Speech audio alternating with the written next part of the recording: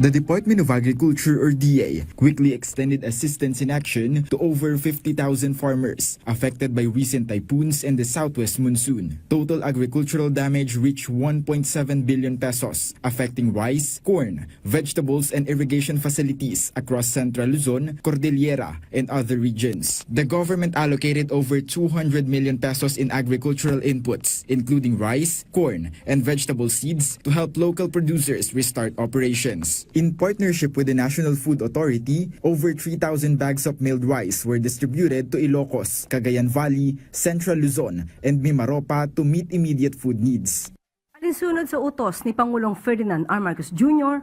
na ipagpatuloy ang mahigpit na pagbabantay sa ating mga dam, tiniyak ng National Irrigation Authority sa panguna ni Administrator Eduardo Eddie Guillen na nakatutok ang kanilang tanggapan sa level ng tubig sa Pantabangan at Magat Dam. The Philippine Crop Insurance Corporation released 35.67 million pesos in indemnification to over 5,000 insured farmers and fisherfolk, while the Agricultural Credit Policy Council offered zero-interest sure loans of up to 25,000 pesos payable in 3 years. The Department of Agrarian Reform or DAR also provided 300,000 pesos worth of farm machinery to an agrarian reform beneficiary organization in Ifugao, boosting the income of 152 farmers. Meanwhile, the government views the rainfall positively as it helped replenish major reservoirs like Angat, Pantabangan, and Magat Dam in preparation for El Nino.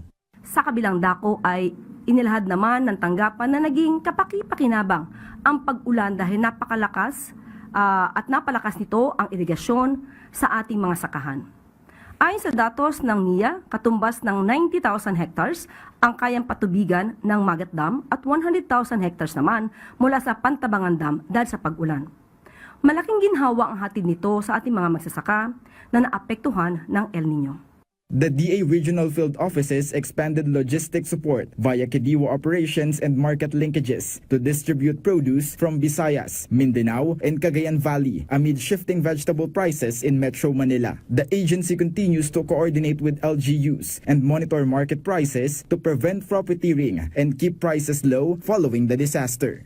Elijah Canlas for The Nation.